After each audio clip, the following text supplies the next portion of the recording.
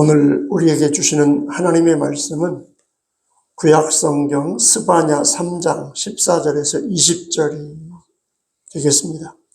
구약성경 1309쪽쯤 되겠습니다. 구약성경 1309쪽쯤 됩니다.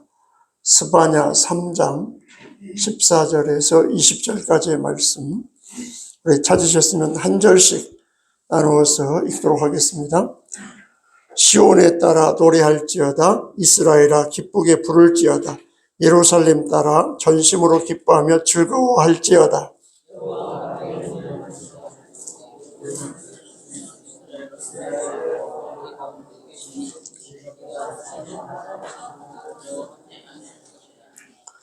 그날에 사람이 예루살렘에 이르기를 두려워하지 말라. 시온아 내 손을 늘어뜨리지 말라.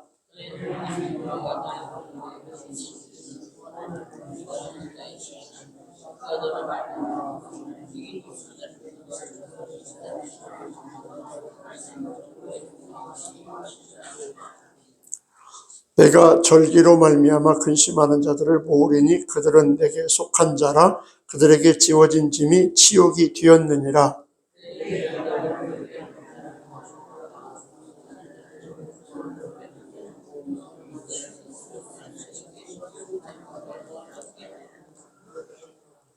(20절) 다 같이요. 내가 그때에 너희를 이끌고 그때에 너희를 모을지라. 내가 너희 목전에서 너희의 사로잡힘을 돌이킬 때에 너희에게 천하 만민 가운데서 명성과 칭찬을 얻게 하리라. 여호와의 말이니라. 아멘.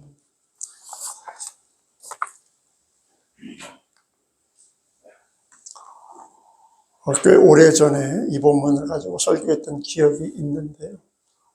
스바냐라고 하는 성경이 구약인지 신약인지 어디에 있는지조차도 모르는 그런 경우도 있을 겁니다. 소선지서가 짤막짤막한 그런 그 구약 성경이 쭉 있는데 자주 읽거나 또 자주 설교하지 않는 부분이다 보니까 잘 알지 못하는 그런 내용입니다만은, 우리가 오늘 읽었던 본문은 복음 찬양에도 나와 있는 너무나 익숙한 그런 그 본문이 되겠습니다. 여러분, 스바냐서의 배경은 남유다 나라의 그 므낫세 왕과 아몬 왕에 뒤이어서 왕이 된 요시야 왕 때 선지자 스바냐가 기록한 내용이 스바냐서가 되겠습니다.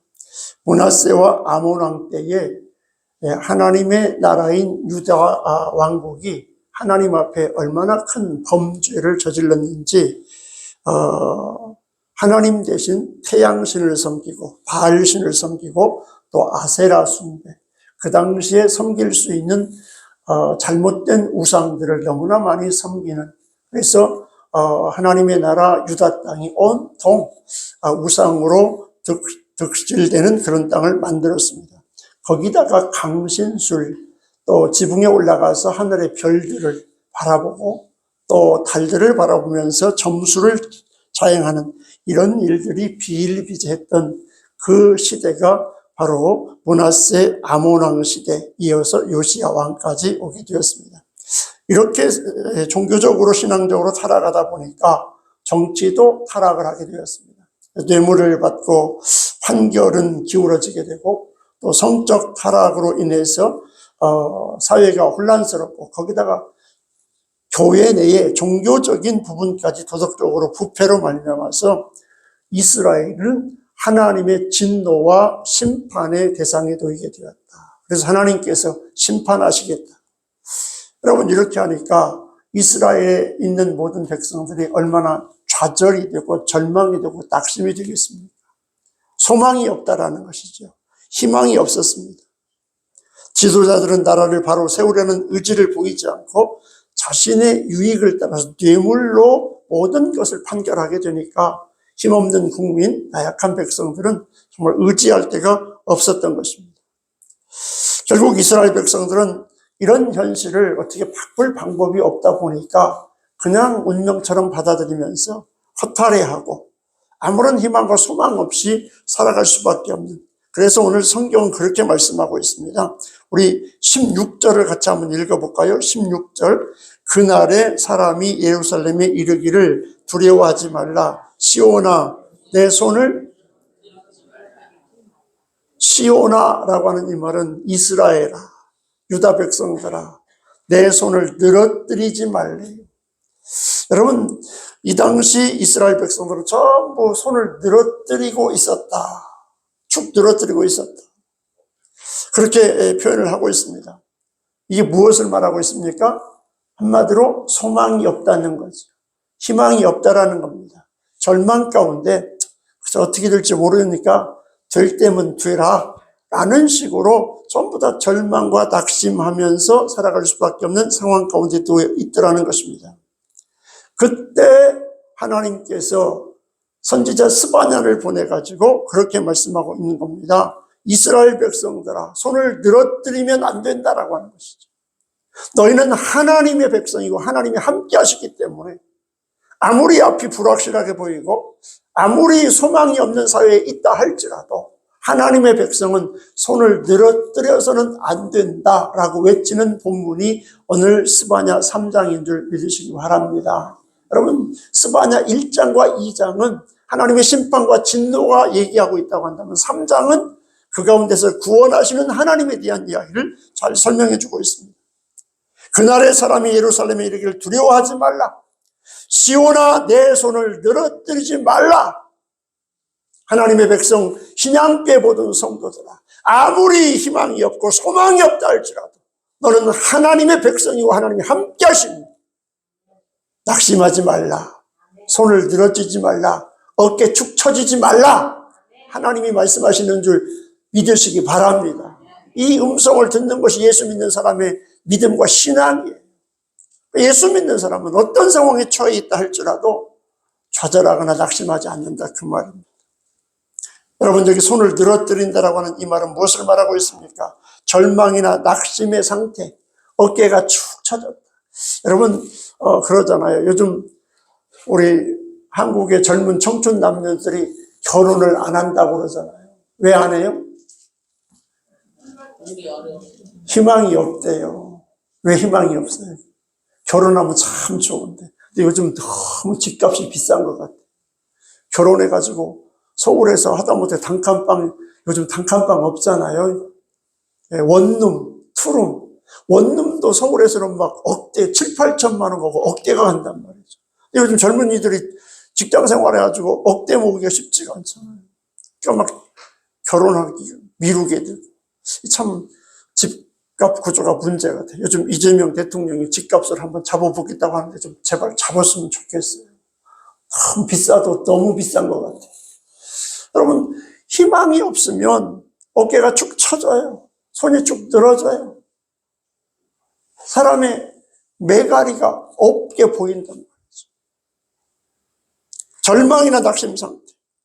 여러분, 쉬운 성경 번역은 어떻게 되어 있냐? 그날의 사람들이 예루살렘을 가리켜 이렇게 말할 것이다. 시온에 따라 두려워하지 말라. 아무 일도 할 수 없다고 낙심하지 마라. 할렐루야. 하나님의 백성과 하나님의 자녀들은 어떤 상황 가운데서도 낙심하거나 절망하지 말라고 오늘 말씀하고 있습니다. 여호와께서 왕으로 계시기 때문에 하나님께서 너의 하나님이 되시고 하나님이 너와 함께 하시기 때문에 어떤 상황 가운데서 결코 두려워할 것도 낙심하거나 좌절할 것도 없다고 강조하고 있는 말씀이 오늘 16절의 말씀입니다. 시온아 내 손을 늘어뜨리지 말라. 여러분, 자기 이름을 넣어서 한번 이 말씀만 우리 한번 읽어볼까요? 시온아 내 손을 늘어뜨리지 말라가 시온아 거기에다가 자기 이름을 넣고 크게 한번 외쳐보는 것입니다. 시작. 외쳐봐요. 큰 소리로. 오늘 주시는 말씀 아니겠습니까? 하나님의 백성들은 하나님께서 함께 하시기 때문에 하나님께서 앞서가시며 인도하시기 때문에 어떤 대적과 싸움에서도 절대로 패하지 않는다, 그 말이에요. 요즘 새벽 기도회 때마다 신명기를 보고 있거든요. 신명기에 보면 하나님께서 함께 하시면 그 앞에 어떤 대적도 아무 문제가 안 되더라고요. 하나님이 함께 하시지 않으면 아무것도 아닌 아이성과 같은 조그만 성에도 패배하고 말더라고요. 그런데 오늘 여기 계신 여러분들은 하나님께서 구원하셔서 하나님의 자녀 백성 삼아주시고 하나님이 함께 하시는 하나님의 자녀들인 줄 믿으시기 바랍니다. 그렇기 때문에 오늘 성경은 말하고 있습니다. 시온아 내 손을 늘어뜨리지 말라. 구원받은 신앙교회 성도들아, 어떤 상황 가운데서도 내 손을 늘어뜨리지 말라고 하나님께서 말씀하시는 이 음성을 붙잡으시기를 주님의 이름으로 축원합니다. 오직 하나님만 바라볼 때 둘러싸고 있는 온갖 어려움과 난관도 극복할 수 있는 길이 열려지더라. 할렐루야. 이게 성경의 이야기 아닙니까? 출애굽의 이야기고 성경의 이야기 전부 이야기로 다 둘러싸여 있죠. 오늘 스바냐 선지자는 본문을 통해서 하나님의 자녀인 그리스도인들이 손을 늘어뜨리지 말아야 할 이유가 있다는 거. 왜? 아니 다 어려운데 어떻게 손을 안 늘어뜨려요? 어떻게 어깨가 처지지 않아요? 있다는 겁니다. 왜 손을 늘어뜨리지 말라고 하는가? 이것을 알고 오늘 예수 믿고 구원받은 그리스도인으로서 2026년을 자부심 있게 당당하게 힘있게 살아가시기를 주님의 이름으로 축원합니다. 우리가 어깨가 처지지 말고 손이 늘어뜨리지 말아야 할 이유가 첫 번째가 뭐냐면 하나님이 함께 하시기 때문이다. 왜 손을 늘어뜨리지 말아야 된다고요? 하나님이 함께 하시기 때문이에요. 하나님이 함께하고 계심을 믿으십니까? 하나님이 함께하고 계시는 사람이 왜 그렇게 얼굴이 이렇게 그냥 힘이 없어요? 우리나라 세계적으로 보면 500대 기업에 들어가는 회사가 100개 되지도 않은 조그마한 나라인데 불구하고 제 아버지가 재벌 회장이라고 그러면 그 새끼들은 얼마나 얼굴에 기고만장하고 막 이러는데, 근데 여러분들은 누가 여러분의 아버지라고? 하나님이 한국의 재벌 회장만 또 못해요? 근데 왜 얼굴들이 그러냐고? 얼굴 좀 피고 살지. 당당하게 살아요. 당당하게. 하나님이 내 아버지신데 우주 만물을 창조하신 하나님이 대한민국의 조그만 재벌 회장만 또 못하게 믿고 있는 성도들이 있다. 그 말. 여러분, 중국 선교 아버지, 평생을 중국 선교 일생을 바쳤던 허드슨 테일러가 정말 성공적인 선교를 했습니다. 이 허드슨 테일러가 이제 연세 들어서 그 선교사 이야기를 듣기 위해서 많은 후배 선교사들이 모여들었습니다. 그리고 선교사 테일러에게 물었습니다. 그 모인 그 후배 선교사들에게 이제 늙은 노회한 선교사 테일러가 물었습니다. 당신들은 왜 선교사의 길을 가려고 합니까? 젊은이들이 막 선교의 꿈을 가지고 세계를 향해서 선교하러 간다고 하니까 도대체 무슨 꿈과 무슨 생각을 가지고 선교사의 길을 가려고 합니까? 물었습니다. 그때 그들은 자신 있게 대답을 합니다.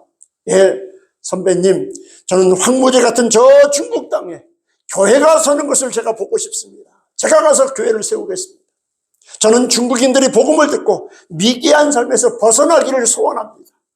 모두의 꿈들이 막 아주 힘차고 셌습니다. 그때 그 이야기를 듣고 있던 테일러 선교사가 조용히 말을 합니다. 나는 아닙니다. 나는 중국이 사랑스러워서도 아니고 모래바람이 일고 미개한 사람들이 많은 이곳 생활이 즐거워서도 아닙니다. 이곳 생활이 뭐 그리 좋겠습니까? 그러나 이곳에 있는 것을 즐거워하지 않음에도 불구하고 이 일을 위하여 목숨을 버릴 수밖에 없었던 이유가 있습니다. 그것은 나를 위해 죽으신 예수 그리스도가 지금도 나와 함께하고 계시기 때문입니다. 여러분, 이 말씀을 그냥 흘려들어서는 안 됩니다. 그것은 나를 위해 죽으신 예수 그리스도가 지금도 나와 함께하고 계시기 때문에 그 십자가 사랑에 붙잡히면 조금도 사랑스럽지 않은 것을 사랑하게 될 수밖에 없습니다. 조금도 즐겁지 않은 것을 즐거워할 수밖에 없습니다. 도저히 내 힘으로 감당할 수 없는 그 길도 강권하시는 사랑으로 기뻐하며 걸어갈 수가 있습니다. 그래서 내 평생을 중국에서 선교할 수 있었습니다. 누가 함께 하시기 때문에? 십자가에 죽으셨다 부활하신 그 주님이 지금 나와 함께하고 있기 때문에 내가 이 일을 하지 않을 수가 없었습니다. 여러분, 이렇게 봉사해야 되지 않겠습니까? 이렇게 교회 섬겨야 되지 않겠습니까? 여러분, 이 주님을 생각하고 이 주님 십자가를 생각하면, 그 주님이 나와 함께하고 있다고 한다는 믿음과 신앙을 가지고 있다고 한다면 어떻게 기뻐하며 감사하며 찬양하면서 주의 일을 하지 않을 수 있겠냐, 그 말이에요. 오늘 주님이 나와 함께하고 있다는 이 사실이 얼마나 나를 힘있게 하고 도전을 주는지 모르는 것입니다. 여러분, 2026년 이 시간까지 어떻게 살아오셨습니까? 그 십자가에서 나를 위하여 죽으셨던 그 주님이 부활하셔서 나와 지금도 함께하고 계시고 나의 앞길을 인도하시면서 나를 통하여 하나님의 영광을 드러내고자 하는 하나님의 놀라운 능력에 사로잡혀서 내가 주님을 위해서 이 일에 기꺼이 헌신하겠습니다. 여러분, 이 믿음과 이 신앙으로 주의 길을 걸어가시기를 주님의 이름으로 축원합니다. 주님이 나와 함께 하신다는 믿음, 나를 위하여 십자가에 죽으셨다 부활하신 그 주님이 지금 나와 함께 하신다는 그 믿음이 있다고 한다면 주의 일을 한다는 것이, 주님 앞에 쓰임받는다는 것이 얼마나 즐겁고 행복하시겠습니까?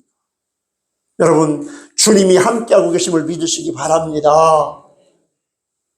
아무리 힘들고 어려운 정황에 놓여 있다 할지라도 두려워하지 말아야 할 이유가 여기에 있습니다.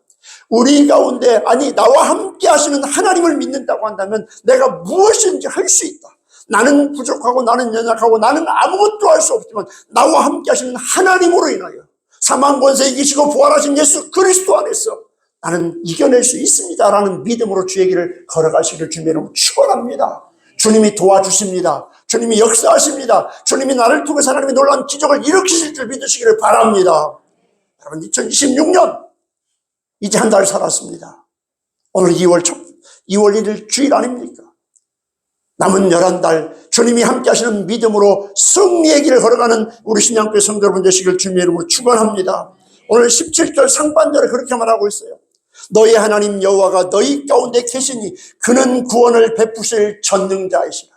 여러분, 우리 17절 여기까지만 같이 한번 읽겠습니다. 시작. 너희 하나님 여호와가 너희 가운데 계시니 그는 구원을 베푸실 전능자이시라. 여러분, 너희 하나님 여호와가 어디 가운데 있다고요? 너희 가운데 하니까 와닿지 않아. 이걸 뭘로 바꾸면 좋겠어요? 나와 함께 하시니, 나와 함께 하시니. 나의 하나님 여호와가 나와 함께 하시니 그는 구원을 베푸실 전능자시라. 우리 같이 한번 읽습니다. 시작. 나의 하나님 여호와가 나와 함께 하시니 그는 구원을 베푸실 전능자시라. 그는 나의 모든 문제를 해결하실 전능자시라. 그는 나의 앞길에 있는 모든 불확실을 해결하실 전능자시라. 여러분, 이 하나님이 함께 하심을 믿으시기를 바랍니다. 너희 가운데가 아니라 누구 가운데? 나와 함께 하시는 하나님이시다. 이 하나님, 이 믿음을 가지면 우리는 세상이 감당할 수 없는 위대한 하나님의 사람으로 하나님의 일을 이룰 수 있다고 성경은 말하고 있습니다. 여러분, 여기 계신다고 하는 이 말씀은 어떤 역경 가운데서도 여호와께서 우리 가운데 계신다는 사실이에요. 어떤 역경, 어떤 환경, 어떤 처소에서도 그 하나님이 나와 함께 하신다는 것입니다. 여러분, 이 믿음을 가지시기를 바랍니다. 하나님이 나와 함께 하신다는 믿음만 가지면 두려울 게 없더라고요. 제가 중학교 다닐 때였어요. 중학교 다닐 때. 우리 시골 마을은 차가 하루에 2번 들어와요. 저녁에 들어왔다가 아침에 나가는. 그래서 저녁에 막차로 들어왔다가 아침 학생들이 많아갖고 7시 20분 통학차가 들어오거든요. 그러면 아침 새벽밥을 일찍 먹고 저는 딱 앞자리가 딱 앉아요. 딱 앉아서 타고 가면서 맨 앞자리는 운전수하고 저기 앞에 의자 하나만 있잖아요. 그때만 해도 딱 앞에 딱. 이 차는 절대로 사고가 안 난다. 왜 안 나요? 내가 누군데? 하나님이 함께 하시지. 하나님이 함께 하시니. 여러분, 진안에서 전주, 제 고향이 진안이지만 진안에 전주 오는 길이 옛날에는요 곰티째라 그래가지고 99굽이가 있었다고 그래요. 그래서 막 거기서 사고가 많이 나가지고 우리 아랫집이 저보다 한 8, 9년 선배가 있는 광식이 형님이 있는데 전주 농구 다니다가 차가 뒤집혀가지고 죽었다 살아났어요. 우리 마을에 한 3명이 그 차 타고 가다가 사고가 날 뻔했어요. 근데 저는 그 길도 앞에 맨 앞에 앉아가지고 이 차는 절대로 안 뒤집히고 절대 사고 안 난다고. 왜? 왜요? 누가 타고 있냐고. 내가 타고 있잖아. 내가 누군데? 하나님이 함께 하시니. 여러분, 이게 어린아이 좀 약간 좀 이상한 믿음 같지만 정말 어렸을 때 그 믿음은 지금 생각해도 참, 그래서 어린아이 같지 않으면 천국에 갈 수 없다는 말이 거기서 나온다. 나이 들면서 슬슬 이제 자꾸만, 아니, 이게 이성적으로 따져가지고 이렇게 해가지고 자꾸 믿음 없는 일이 난다. 여러분은 누가 함께 하시는 분이라고요? 하나님이 함께 하시는 분. 고난과 역경과 어떤 상황, 설령 사업하다가 부도가 나고 망했다 할지라도 거기에 누가 함께 하셔요? 하나님이 함께 하십니다. 모든 사람이 다 떠났다 할지라도 하나님은 나를 떠나지 않고 나를 버리지 않고 나와 함께 하시기 때문에 그 모든 것을 극복하고 이겨낼 수 있도록 길을 인도하시는 줄 믿으시기 바랍니다. 오늘 성경 그 말씀하고 있습니다. 그는 구원을 베푸실 전능자, 나의 모든 문제를 해결하실 전능자, 어떤 역경 가운데서도 여호와께서 우리 가운데 계신다고 하는 이 사실, 이걸 믿어야 돼요.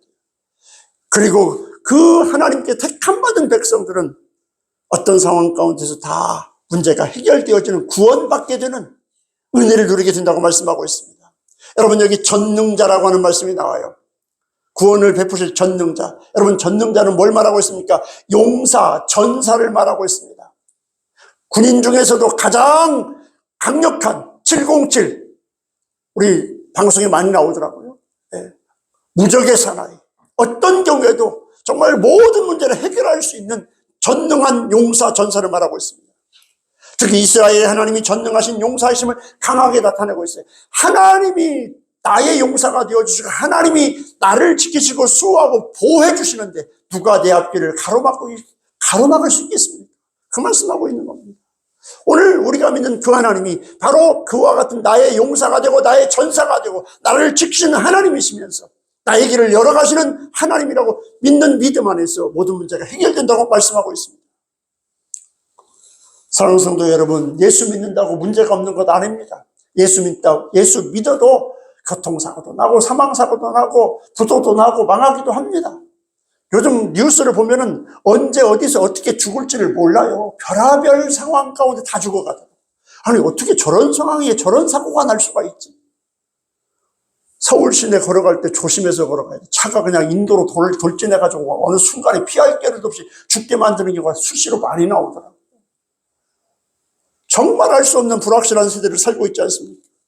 예수 믿는다고 그런 사고들이 피해 갑니까? 예수 믿는다고 암 안 걸려요? 예수 믿는다고 불치병 안 걸립니까? 예수 믿어도 똑같이 다 걸리게 돼 있어요. 그러나 그 가운데서도 하나님으로 말미암아, 함께 하시는 하나님으로 말미암아 하나님께서 고쳐주시고 붙들어주시고 하나님께서 주의 길을 인도하심을 믿고 절망하지 말고 낙심하지 말고 그 가운데서도 기도하고 찬송하며 하나님의 영광을 드러낼 수 있는 믿음과 신앙이 되시기를 주님의 이름으로 축원합니다. 찬송할 수 없는 가운데서 찬송할 수 있는 것, 이게 진짜 능력 아닙니까? 여러분, 우리 예수 믿는 사람은 이 땅에서 죽는 것으로 끝나는 게 아니라 죽음을 통해서 어디로 가요? 하나님의 나라 가지 않습니까? 죽어도 좋아. 왜? 우리는 어디 가니까? 천국 가니까. 그렇다고 죽으라는 얘기는 아니에요. 이 땅에 사는 사람들이 죽음 앞에 다 두 손 들고 벌벌 떨잖아요. 죽을까봐. 벌벌 떨고 안 죽으려고 얼마나 발악을 합니까? 이게 죽음 이후의 세상에 대한 약속이 안 돼 있기 때문에. 그러나 우리는 하나님이 함께 하시고 하나님이 지켜주시기 때문에 이 땅에 80년, 90년, 100년을 살다가 이 땅의 삶을 마무리하고 죽음이라는 관문을 통해서 어디를 갑니까? 하나님의 나라 천국에 입성하는, 그러니 죽음조차도 찬송하며 갈 수 있는 믿음과 신앙, 이게 하나님이 함께 하시는 믿음 안에 있는 줄 믿으시기 바랍니다. 여러분, 죽을 때 찬송하며 죽을 수 있도록 기도하시기 바랍니다. 자녀들 보기에 정말 천국에 있는 것을 내 죽음을 통해서 보여줄 수 있는 죽음이 되게 달라고 기도해야 돼요. 예수 믿는다고 실컷 믿어놓고 장로가 되고 권사가 되고 집사가 돼서 예수 잘 믿으라고 해놓고 죽을 때 안 죽으려고 막 인상 쓰면 이건 자녀들한테 은혜가 돼요. 얘들아, 참 내가 너희들로 인해서 행복했다. 80년, 90년 너희들로 인해서 너무너무 행복한 인생 여전 살다가 이제 나는 아버지 집으로 간단다. 천국으로 간다. 천국에서 만나보자. 그러면서 웃으면서 죽음의 관문을 들어가시기를 주님의 이름으로 축원합니다. 기도하면 그렇게 해주신단 말이에요. 하나님께서 함께 하신다. 오늘 성경은 말하고 있습니다. 하나님과 상관없이 사는 어떤 사람들보다 예수 믿는 사람으로서 더 큰 시련과 난관에 부딪힐 수도 있습니다. 그러나 그 가운데서 손을 늘어뜨리거나 낙심하거나 절망하지 말라고 말씀하고 있습니다. 우리 가운데 계시는 하나님으로 말미암아 기뻐하며 감사하며 찬양하라고 말씀하고 있습니다. 모든 시련과 핍박 고난을 극복하고 결국 승리하게 하실 것이다. 사망 권세를 이기시고 부활하신 주님처럼 사망이라고 하는 죽음의 관문을 통해서 하나님의 나라에 입성하는 천국의 소망을 가진 자는 죽음 앞에서도 당당할 수 있는 믿음, 손을 늘어뜨리지 않고 어깨 늘어지지 않는 그런 믿음을 가질 수 있다고 말하고 있습니다. 그러므로 하나님의 백성된 그리스도인은 역경 가운데서도 함께 하시는 하나님에 대한 믿음의 손을 붙잡고 힘있게 주의 길을 걸어가는 은혜가 있기를 주님의 이름으로 축원합니다. 두 번째로 왜 우리가 어깨 늘어뜨리지 말고 낙심하지 말아야 되는가? 오늘 성경에 보니까 하나님이 사랑하시기 때문에 그렇대요. 왜 낙심하지 말아야 된다고요? 하나님이 사랑하시기 때문에 그렇다. 하나님이 사랑하시기 때문에. 여러분, 메어리 안 버드라고 하는 구순국의 즉 언청이로 태어난 사람이 있어요. 가끔 보면 그런 사람이 있어요. 우리 시골에서도 저희보다 한참 연세 많으신 최한갑씨라는 분이 약간 여기 언청이가 돼가지고 평생 그렇게 사셨는데, 여러분, 메어리 안 버드 여자가 그러니까 얼마나 더 정말 절망과 낭망 속에 살 수밖에 없었겠습니까? 자기 입이 다른 사람들과 다르다는 것을 알고 자기 모습을 증오하며 살았대요. 남자도 힘든데 여자는 더더욱이나 그렇지 않겠습니까? 그런데 그 식구들이 잘 돌보면서 조심해가지고 전혀 문제가 안 됐대. 집안에서 잘할 때는 그 외모에 대해서 어떤 누구도 한마디도 대하지 않고 정말 따뜻하고 포근하게 잘 이렇게 보살펴줬대. 그런데 문제는 학교에 입학하면서부터 문제가 돼. 학교에 들어가게 되니까 다른 친구들과 함께 어울리게 되지 않겠습니까? 옆에 앉은 친구가 그녀에게 네 얼굴이 어떻게 보이는지 아니? 하면서 얘기를 해주더라는 것입니다. 보기 흉한 입술, 구부러진 코, 한쪽으로 기울어진 이 부정확한 발음들, 그런 이야기를 친구로부터 들었어요. 그동안 집에서 자랄 때는 몰랐는데 학교 들어가 친구가 얘기해 주니까 얼마나 좌절하고 낙심이 되겠습니까? 그녀는 그 이야기를 듣고 자신을 학대하기 시작했습니다. 그리고 자기 가족에는 자기를 좋아하는 사람이 이 세상에 아무도 없다고 생각을 했습니다. 그러니 더 절망적이고 더 낙심할 수밖에 없었죠. 그런 모든 상황이 몹시 우울하게 만들어서 결국에 죽어버리고 싶다는 생각까지 하게 됩니다. 그런데 2학년 때 돼서 상황이 달라져요. 2학년 담임 선생님이 레오나드 선생님이라고 하는 분을 만나게 되는데, 키는 작고 못생겼지만 사람이 너무너무 좋았어요. 한 번은 청력 검사를 하는데 버드에 차례가 되었어요. 그때만 해도 청력 검사할 때 선생님 앞에 나와가지고 선생님을 등지고 딱 마주 앉으면 뒤에서 선생님이 조그만한 소리로 뭔 얘기를 한대요. 그러면 그 얘기를 들린 대로 따라서 하는 것, 이게 바로 청력 검사였대요. 저희 때는 청력 검사 어떻게 했어요?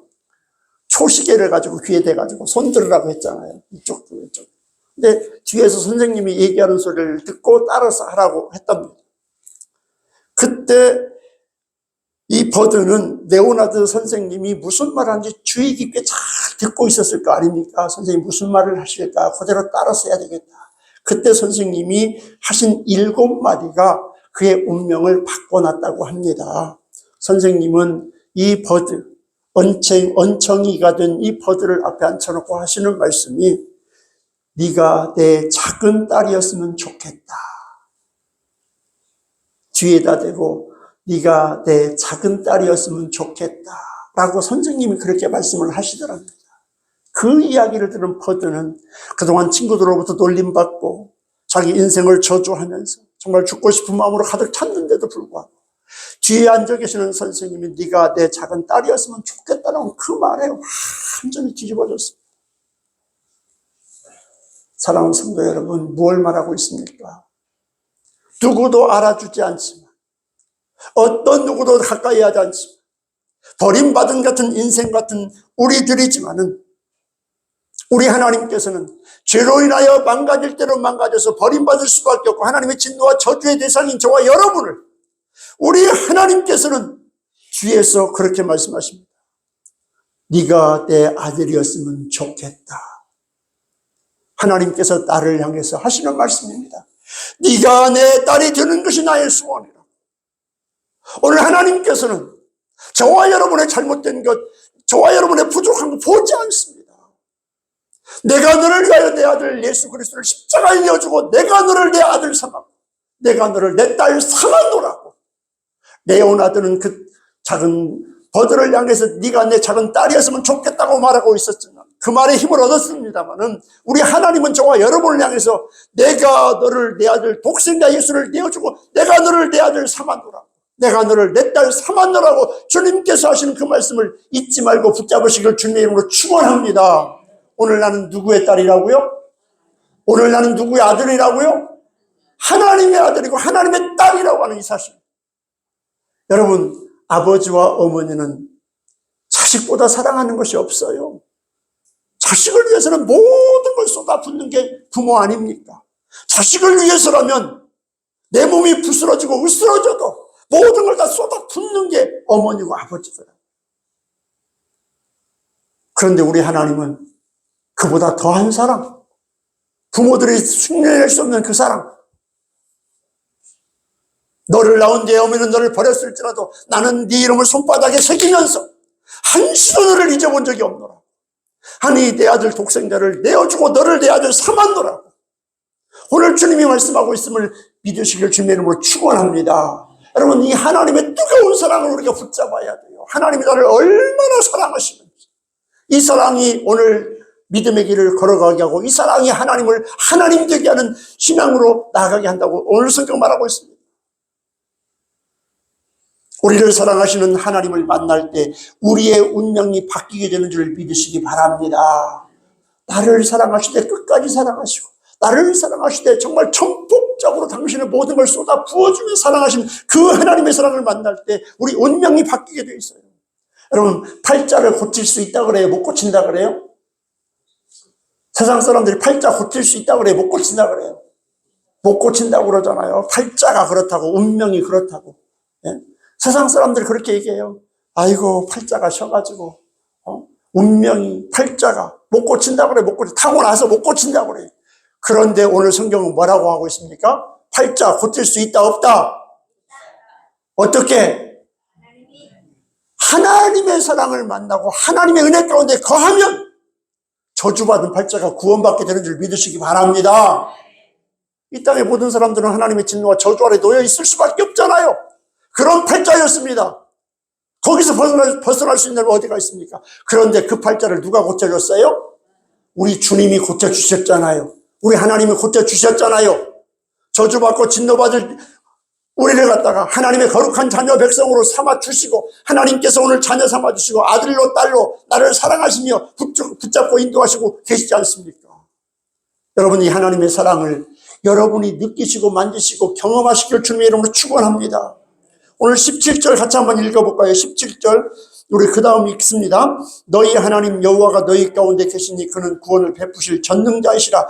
거기 그 다음 그가부터 시작. 그가 너로 말미암아 기쁨을 이기지 못하시며 너를 잠잠히 사랑하시며 너로 말미암아 즐거이 부르시며 기뻐하시리라 하리라. 여러분, 이 말씀 한번 곱씹어서 읽어봤으면 좋겠어요.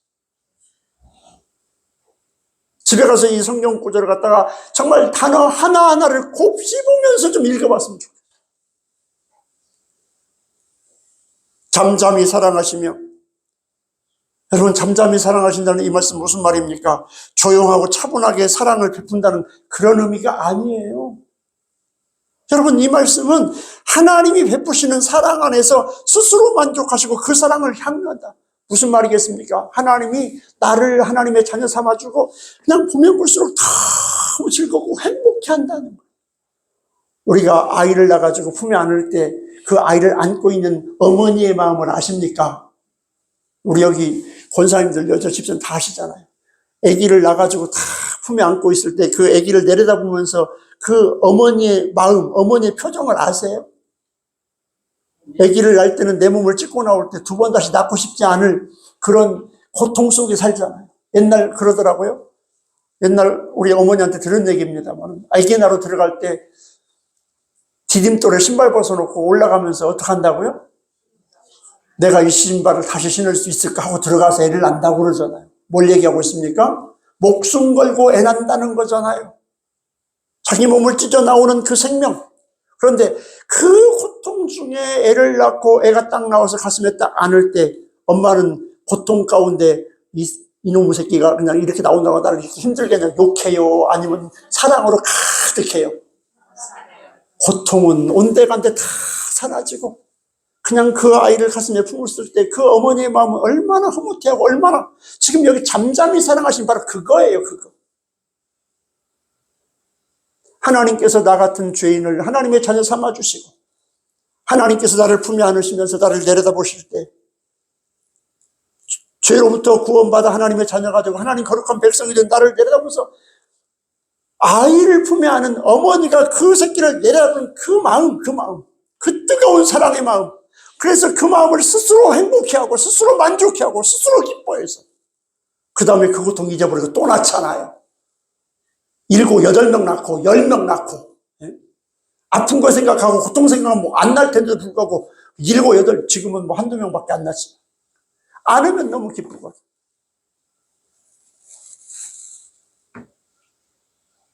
하나님이 기쁘시는 사람의 스스로 만져. 하나님이 기뻐하신, 여러분 한 사람 한 사람을 안고 하나님이 얼마나 기뻐하시는 줄 이걸 알아야 돼요. 나라고 하는 존재가 얼마나 하나님의 사랑 안에서 하나님이 나를 붙들고 기뻐하는 것을 알면은 우리가 신앙생활 적당히 할 수 없습니다. 우리를 향한 하나님의 사랑이 얼마나 크시길래 당신 자신의 사랑에 빠져 만족의 기쁨으로 잠잠히 기뻐하실까? 너무너무 기뻐하시는 하나님의 그 모습을 우리는 잊지 말아야 돼요. 나 같은 죄를 품에 안으신 그 하나님, 나를 내려다보면서 기뻐하시고 세상 그 어떤 것과도 바꿀 수 없는 그 하나님의 사랑이 나에게 쏟아 부어지고 있고 그로 인하여 하나님은 만족해 하고 기뻐하고 있다고 그래요. 여러분, 그래서 한 영혼이 구원받을 때 천국에서는 무슨 일이 일어난다고요? 잔치가 벌어진다고 그러잖아요. 영혼 한 사람이 구원받게 되면 하나님 나라에서는 천국 잔치를 벌인대요. 내가 구원받게 되었을 때 천국의 잔치를 벌였습니다. 내가 하나님의 자녀가 되고 하나님을 아버지로 모셨을 때 하나님은 나를 안고 기뻐하시며 지금도 나와 함께 하시는 그 하나님이 나를 사랑하고 계심을 믿으시길 주님의 이름으로 축원합니다. 하나님께서 나를 얼마나 사랑하고 있다는 걸 잊지 말아야 돼요.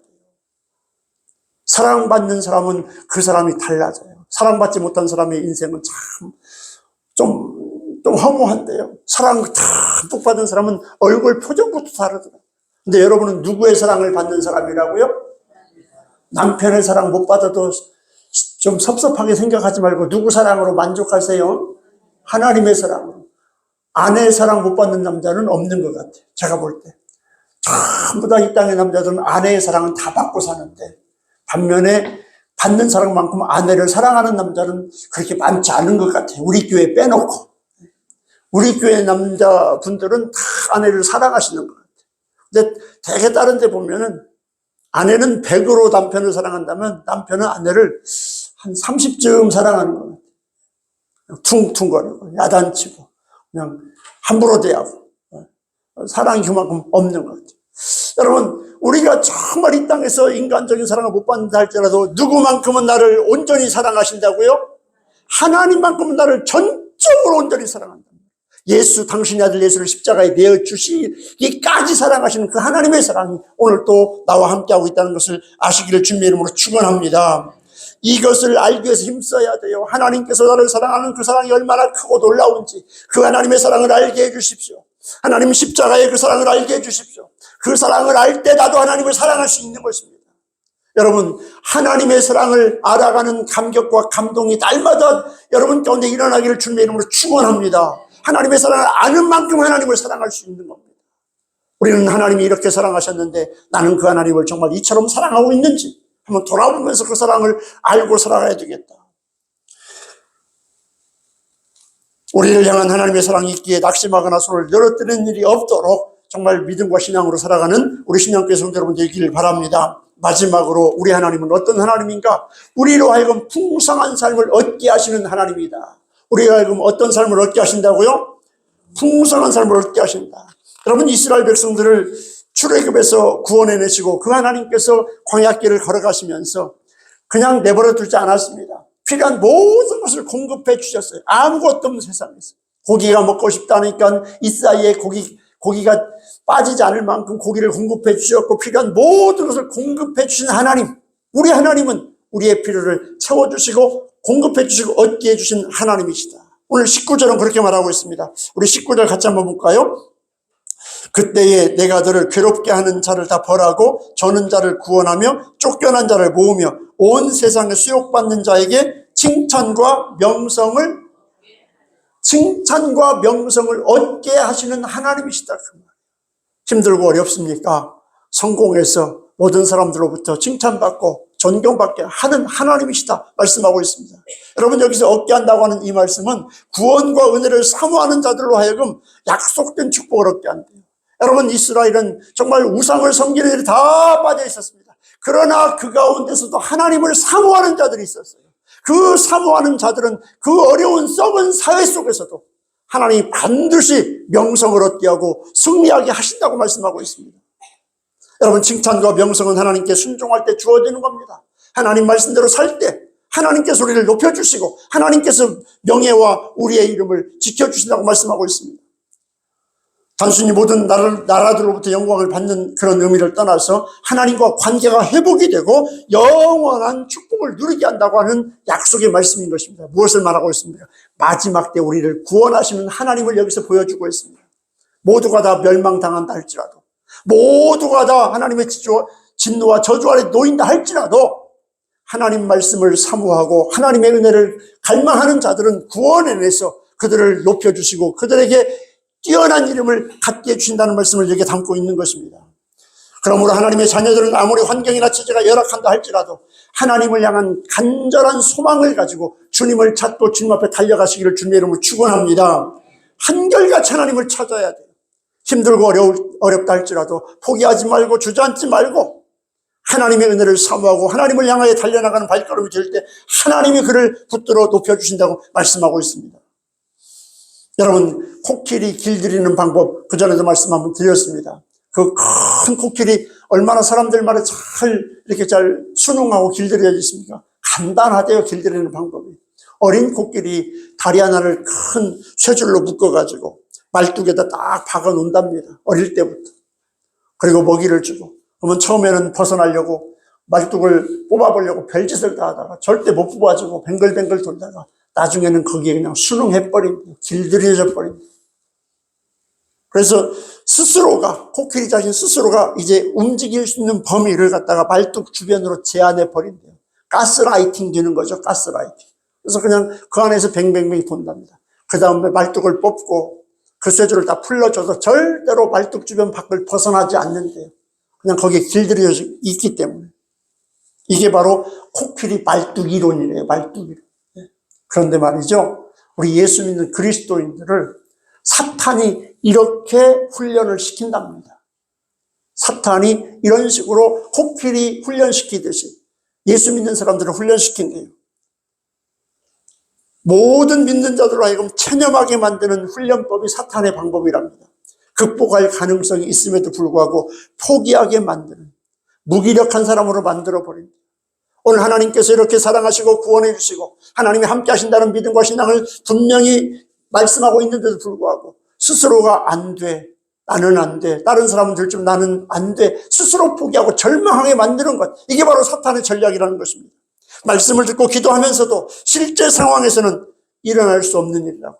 여러분, 얼마나 이런 일이 많은지 몰라요. 말씀으로 기도할 때는 하늘의 별이라도 따올 것처럼 해놓고 실제 자기 삶 속에 딱 닥치면 이건 될 수가 없지.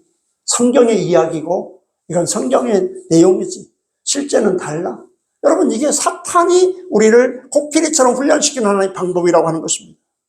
그리하여 좌절된 채로 실패를 받아들이게 하고 힘없이 손을 늘어뜨리도록 살아가게 하는 것. 오늘 예수 믿는 사람들 가운데 얼마나 이런 사람들이 많습니까? 기도하지 않습니다. 기도해봤자 안 된다고. 그래봤자 뭐 되는 거 있겠어? 다 그렇게 사는 거지. 여러분, 이것이 바로 코끼리처럼 사탄에게 길들여진 가스라이팅 된 신앙의 모습이라고 오늘 말하고 있는 것입니다. 하나님께서 나를 사랑하시기 때문에 나를 구원해 주셨습니다. 구원해 주신 그 하나님께서는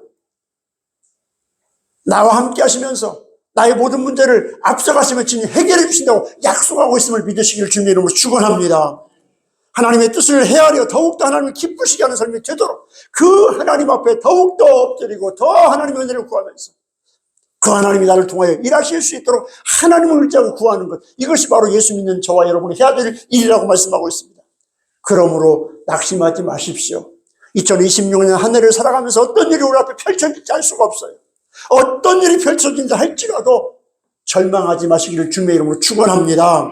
손을 늘어뜨리고 무기력하게 살지 마시기를 주님의 이름으로 축원합니다. 왜요? 전능하신 하나님이 우리 가운데 나와 함께 하시기 때문에. 왜 그렇습니까? 하나님이 여전히 우리를 사랑하시기 때문에. 하나님은 결코 포기하는 법이 없습니다. 그 하나님께서 나로 하여금 모든 문제를 해결하고 하나님의 놀라운 승리를 얻게 하시는 하나님이시기 때문에 우리는 손을 늘어뜨리거나 낙심하지 말고 오히려 늘어진 손 높이 들어서 하나님께 기도하고 하나님을 향하여 달려가는 믿음의 발걸음 되시기를 주님의 이름으로 축원합니다. 기도하겠습니다. 거룩하신 아버지 하나님, 2026년 한 해를 살아갈 때에 우리 앞에 펼쳐질 여러 가지 많은 일들이 놓여 있습니다. 알 수 없습니다. 하나님 아버지, 어떤 일이 우리 앞에 펼쳐진다 할지라도 오늘 성경은 말씀하고 있습니다. 그 하나님께서 나와 함께 하십니다. 그 하나님 나를 사랑하고 있습니다. 그 하나님께서 그 모든 문제를 해결하게 하시고 승리하게 하신다고 말씀하셨습니다. 그 하나님 우리 인하여 기뻐하게 하시고 감사하게 하시고 아버지 늘어진 손을 높이 들어 기도하는 믿음과 신앙이 다되게 도와주시옵소서. 그래야 모든 어려움도 모든 난관도 극복하고 믿음으로 승리하여 하나님께 찬양과 영광과 경배 올려드리는 승리의 삶을 살아가는 우리 신앙교회 모든 성도들 다 되게 도와주시옵소서. 예수님 거룩하신 이름으로 기도드리옵나이다. 아멘.